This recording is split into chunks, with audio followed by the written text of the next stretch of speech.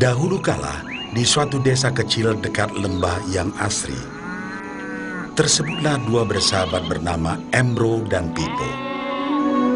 Mereka adalah tipe pemuda yang berambisi untuk menjadi orang terkaya di desanya. Mereka kerap membicarakan impian dan ambisi mereka itu akan kekayaan, kehidupan, dan gaya hidup yang ingin mereka miliki nantinya.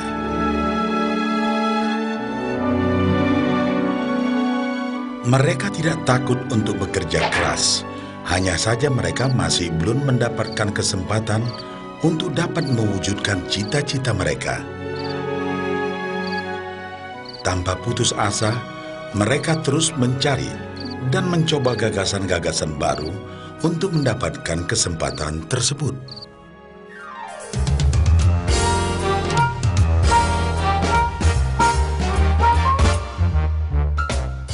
Hingga suatu hari, kesempatan itu pun datang. Desa mereka membutuhkan lebih banyak air. Oleh karena itu, kepala desa mempekerjakan Embro dan Pipo untuk mengambil air dari mata air di gunung untuk dibawa ke tempat penampungan di desa. Mereka akan dibayar sesuai dengan banyaknya air yang dapat mereka bawa. Maka mereka berdua pun menyambut dengan baik kesempatan ini. Embro dan Pipo pun segera melaksanakan pekerjaan tersebut dengan bersemangat. Setiap hari, sejak pagi hingga sore, mereka bergegas menuju mata air dengan membawa ember masing-masing. Mereka bekerja keras untuk membawa air sebanyak mungkin ke tempat penampungan air di desa.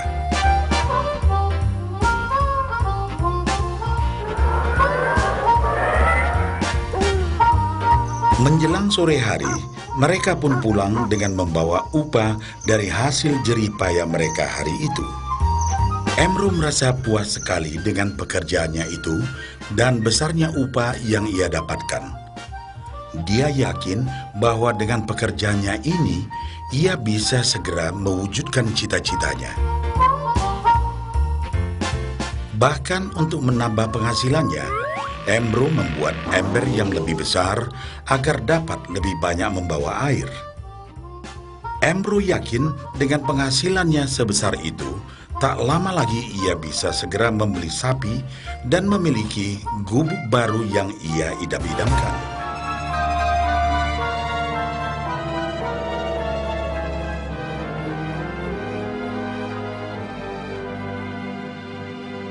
Lain halnya dengan Pipo. Dia merasa tidak nyaman dengan cara yang mereka lakukan itu. Ia mencari cara yang lebih nyaman untuk mendapatkan lebih banyak uang. Suatu hari, Pipo mendapat sebuah gagasan.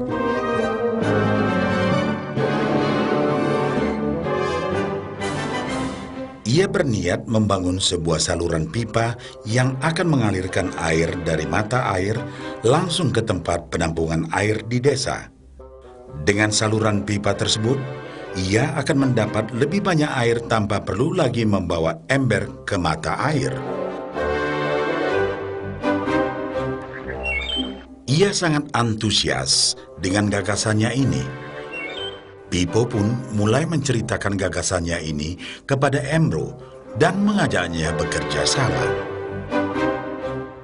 Tetapi Embro tidak sependapat. Ia bahkan mentertawakan gagasan Pipo tersebut karena merasa dirinya mampu mendapatkan lebih banyak uang. Embro pun lebih sering lagi mengambil air dengan ember dan bahkan menggunakan ember yang lebih besar agar dapat membawa lebih banyak air ke desanya. Dengan cara ini, Embro yakin penghasilannya akan meningkat.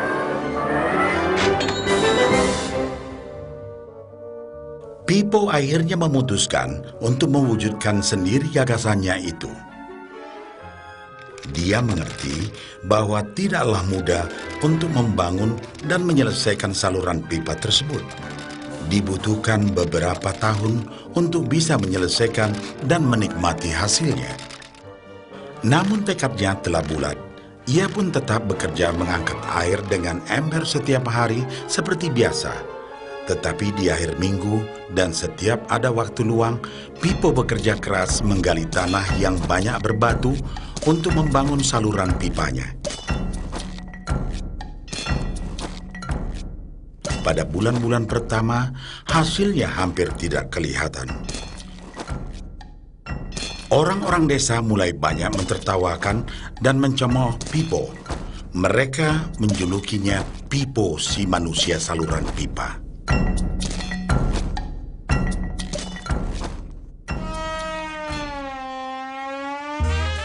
Sementara itu, penghasilan Embro telah meningkat 2 kali lipat. Ia sudah berhasil membeli sapi dan memiliki gubuk baru yang lebih besar. Gaya hidupnya pun sudah mulai berubah.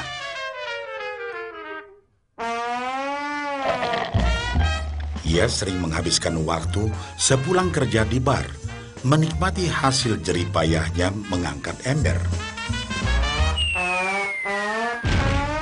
Namun, tanpa disadari, badan Embro kini mulai jadi bungkuk karena begitu beratnya ia harus mengangkat ember besar setiap hari. Raut mukanya pun terlihat kelelahan.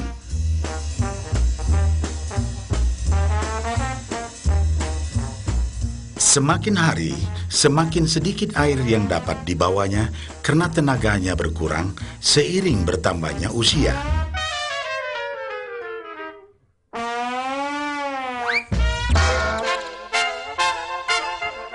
Bulan berganti bulan, tahun berganti tahun. Dan akhirnya, Pipo berhasil menyelesaikan saluran pipanya.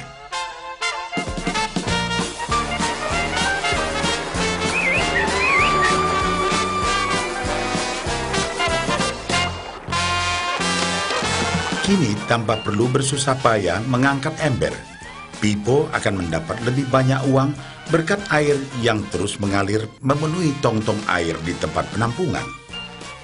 Air terus mengalir tanpa henti, bahkan saat ia tidur, makan, ataupun saat pergi berlibur. Pipo pun puas dan bangga. Berkat tekad dan kerja keras, kini penghasilannya pun mengalir tiada henti, seiring aliran air di saluran pipanya.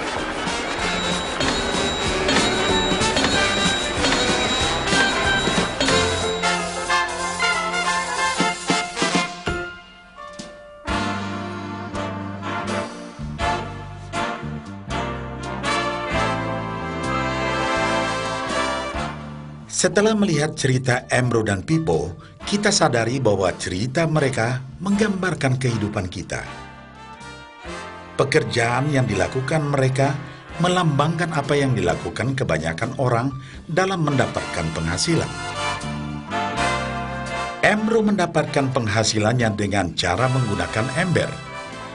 Ia harus pulang pergi mengisi embernya dari mata air ke desa untuk ditukarkan dengan uang. Untuk meningkatkan penghasilan, yang dilakukan Embro adalah dengan cara lebih rajin pergi ke mata air dan juga memperbesar ukuran embernya. Dalam kehidupan yang nyata, sangatlah normal kalau kita ingin meningkatkan penghasilan, kita harus bekerja lebih keras. Misalnya, dengan bekerja lembur atau mungkin mendapatkan pekerjaan tambahan. Kita juga dapat memperbesar ember kita, yaitu dengan menerima posisi pekerjaan yang lebih tinggi. Sebagian besar dari kita menukarkan waktu kita untuk mendapatkan uang. Seperti juga Embro, kita pun memiliki waktu yang terbatas untuk dibarterkan menjadi uang. Dan kita tahu, setiap orang hanya memiliki 24 jam per hari. Dan tidaklah mungkin kalau kita membarterkan seluruh waktu kita untuk bekerja. Dan yang lebih sulit lagi, yaitu jika kita tak mampu lagi membarter waktu kita, karena alasan usia, kesehatan, ataupun alasan lainnya sehingga penghasilan kita terhenti sama sekali. Tetapi coba perhatikan apa yang dilakukan Pipo. Secara bijaksana, Pipo tidak membarterkan seluruh waktunya hanya untuk mendapatkan penghasilan yang terbatas. Tetapi dia menggunakan sebagian waktu yang dimilikinya untuk membangun saluran pipa, karena dia tahu bahwa saluran pipa ini akan mendatangkan penghasilan yang berkesinambungan tanpa dia harus membarterkan seluruh waktunya. Dia tahu bahwa suatu hari nanti, mungkin karena alasan usia atau kesehatan, dia akan tidak dapat lagi membarterkan waktunya dengan uang. Sedangkan ia mampu mewujudkan gagasan saluran pipanya itu, dia hanya perlu bekerja keras sekali saja untuk membangun saluran pipa. Setelah saluran pipa selesai, maka penghasilan akan terus mengalir bagi Pipo. Pipo telah menunjukkan kepada kita bahwa untuk mendapatkan penghasilan, kita tidak selalu harus dengan cara barter waktu dengan uang. Ada cara lain yang lebih baik. Bagaimana dengan Anda?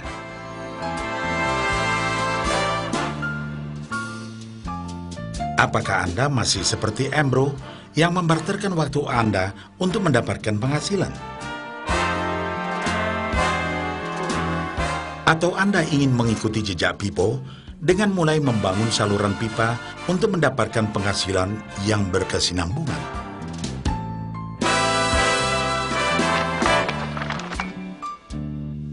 Jika Anda tertarik dengan gagasan saluran pipa, hubungi orang yang meminjamkan VCD ini agar Anda dapat segera mulai membangun saluran pipa penghasilan Anda saat ini juga.